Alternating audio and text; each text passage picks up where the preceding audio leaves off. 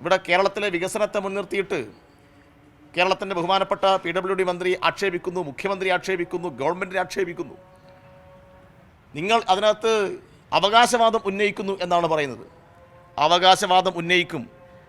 എന്തിനാ അവകാശവാദം ഉന്നയിക്കുന്നത്? അതിന് DPR തയ്യാറാക്കിയതിലല്ല, അതിന് ടെൻഡർ നടപടികളിൽ പോയതിലല്ല, അതിന് പണം കൊടുത്തതിലല്ല, അതിന് നിർമ്മാണത്തിൻ്റെ പണം കൊടുത്തതിലല്ല. എന്തിനാ അഭിമാനിക്കുന്നത്? ദേശീയപാത വികസനം മുടങ്ങിപ്പോയി.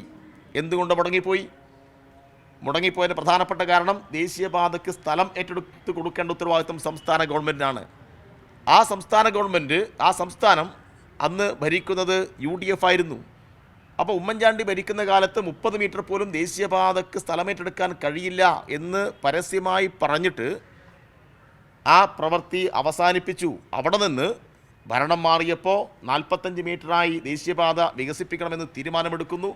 ആ 45 മീറ്റർ സ്ഥലം സംസ്ഥാനത്തിൻ്റെ ഫണ്ട് ഉപയോഗപ്പെടുത്തി സംസ്ഥാന ഖജനാവിൽ നിന്ന് പണം കൊടുത്ത് ഏറ്റെടുത്ത് അതിന് നിർമ്മാണത്തിൻ്റെ തുടക്കത്തിനാവശ്യമായ എല്ലാ തടസ്സങ്ങളും നീക്കിക്കൊടുത്തു.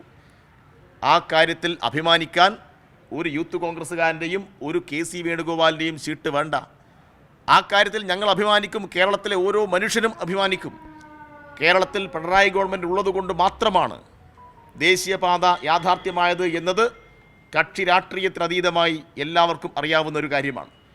അപ്പോൾ അതിന് എന്തെങ്കിലും ക്രെഡിറ്റ് ഇടതുപക്ഷത്തിന് കിട്ടിയേക്കുമോ എന്നുള്ള ആശങ്കയിൽ, അതിൻ്റെ ഭയത്തിൽ, ആ വെപ്രാളത്തിൽ, അതെല്ലാം ഈ നിലമ്പൂരിലുൾപ്പെടെ വോട്ടായി മാറുമോ എന്നുള്ള ആശങ്കയിൽ അതും ഇതും പിച്ചും പെയ്യും പറയുന്ന നിലയിലേക്ക് കേരളത്തിലെ അഖിലേന്ത്യാ നേതൃത്വം ഉൾപ്പെടെ മാറുന്നു എന്നത് ഏറെ സങ്കടകരമായ കാര്യമാണ്.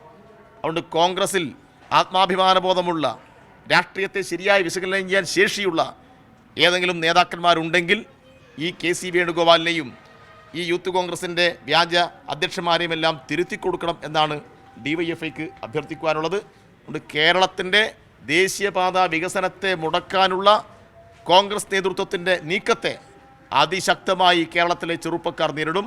കേരളത്തിലെ യുവതയാകെ ഇത്തരം വികസന പ്രവർത്തനങ്ങൾ ആഗ്രഹിക്കുന്നവരാണ്. കാരണം ഒരാൾക്ക് കാസർഗോഡ് നിന്ന് തിരുവനന്തപുരത്തേക്കുള്ള യാത്രാ സമയത്തിൻ്റെ മാത്രം പ്രശ്നമല്ല അത്. കേരളത്തിൻ്റെ സമഗ്രമായ വികസനം എന്ന് പറഞ്ഞാൽ കേരളത്തിലെ ചെറുപ്പക്കാർക്ക് തൊഴിലുൾപ്പെടെ ലഭിക്കുന്ന സമഗ്രമായ വികസനമാണ്. അതുകൊണ്ട് കേരളത്തിൻ്റെ അടിസ്ഥാന വികസനത്തിൽ എന്തെങ്കിലും തരത്തിലുള്ള പുറകോട്ടുപോക്ക് ഉണ്ടായിക്കൂടാ. അതിനെ അട്ടിമറിക്കാനുള്ള ഏത് നീക്കത്തെയും അതിശക്തമായി കേരളത്തിലെ DYFI ചെറുക്കും എന്നുകൂടി ഈ സന്ദർഭത്തിൽ പറയുകയാണ്.